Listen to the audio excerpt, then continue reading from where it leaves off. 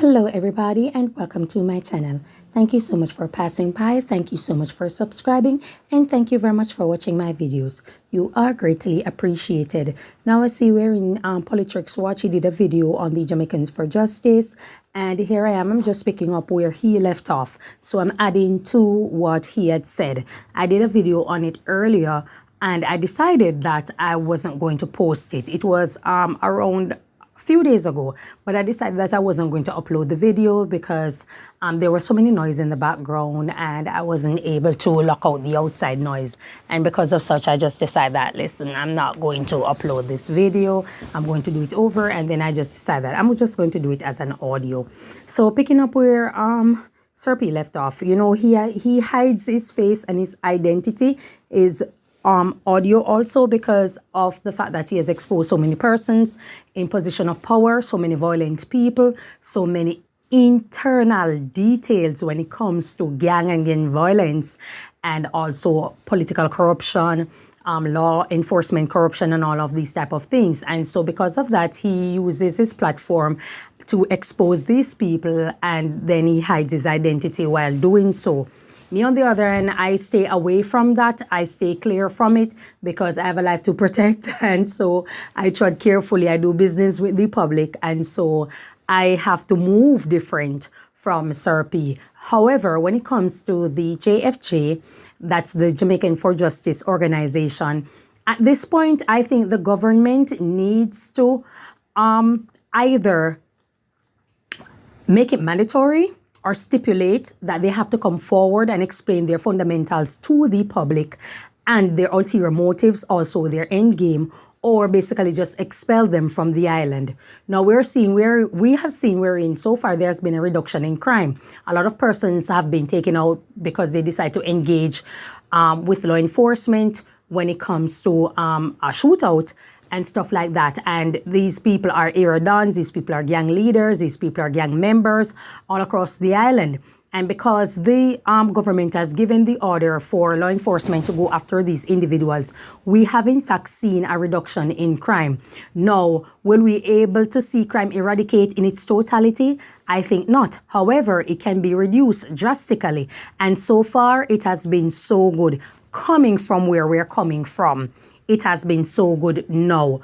And for JFJ to come out and be protesting and saying that there have been an alarm in these extrajudicial killing, according to them, I think that in and of itself is alarming, because when so many innocent persons, or so many persons who are presumably innocent, who are not involved in crime, who are not involved in any form of violence, who are just law-abiding citizens being robbed and killed, contract killing, all of these type of things, GRAPE, to children, to women, to other persons out there, children being taken out. Where were these people voices? Are they in business to protect criminals? We cannot have an island where we protect criminals. We cannot have an island where we protect murderers. It cannot be the case. And we want to know what are the fundamentals of JFJ. I think the government has a power, and the government needs to act within its power, within its sovereignty, and stipulate that these people come out and explain what are their fundamentals and what are their ulterior motives or their end game, or have them expelled from the island. Who are the persons who are funding them? These people have come out and they have been protesting all the time when it comes to law enforcement taking out criminals, high-level criminals, people who are put fear in people, also in community. Once something goes wrong, or let's say police officers have taken out bad men, you understand, they have decided that they are going to, these dons have made it mandatory that women have to come out and protest, make a lot of noise, scream out at journalists, at law enforcement officers being disrespectful and all these type of things, because they don't have a choice. They have never seen the other side of the spectrum. And because of such, they live within that and consider that type of maniacal behavior normalcy. And so JFJ have been in support of this type of behavior. They don't speak out when children are taken out, and so many persons have come forward. What I'm saying is not groundbreaking. What Sir P from Politricks Watch have said is not groundbreaking either. These are arguments that are being repeated. I'm repeating something that so many other persons have come forward. Other organizations in and of itself have come forward and speak on it. I remember there was an Miss Betty and Blaine. who was from Hear the Children's Cry. I called him one day and I was speaking on a situation that was taking place at a particular children's home, where there are these persons who came into the island, decided to do voluntary work. These persons are donors, whatever the case may be. And we noticed that they were polishing the nails of the little boys that were in the home. And I raised an alarm about it. I spoke about it. I sent it to a lot of persons out there who are in position of power and stuff like that. I remember Miss Betty and Blaine was speaking on so many things that were taking place with a lot of NGOs, and they seem to have deep, dark fundamentals that are not privy to the public. And because of such, that was the reason the government decided that they're going to regulate, they're going to revamp, they're going to restructure NGOs and make them have certain sort of procedures that they have to go through and make their moves, their donation, their motive, make it more transparent to not only the public, but also to government, so we can know what they are actually about and who are the funders behind these organizations. So with that being said, there was a change, right? Is it completely a total 180 turn? No, but there's been great improvement where there's transparency. A lot of things that were being done behind closed door are now open. There needs to be some more field work being done, some more investigation to check on these children's home at the same time. The point I'm trying to get at is when the government is provoked and pushed, the government act within its power and sovereignty. So we are pushing for the government to do the same thing.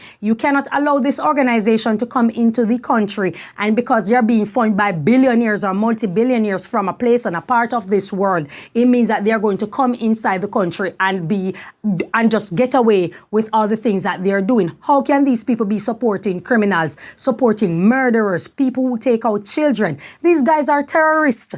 These guys are terrorists, and you're allowing them into the country to do and say, just as how JFJ is being allowed to just protest and speak out and just attack the police officers and preventing them from doing their work.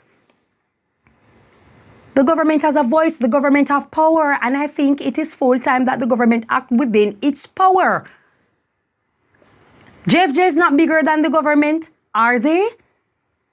JFJ is not bigger than the government. They are not more powerful than the government.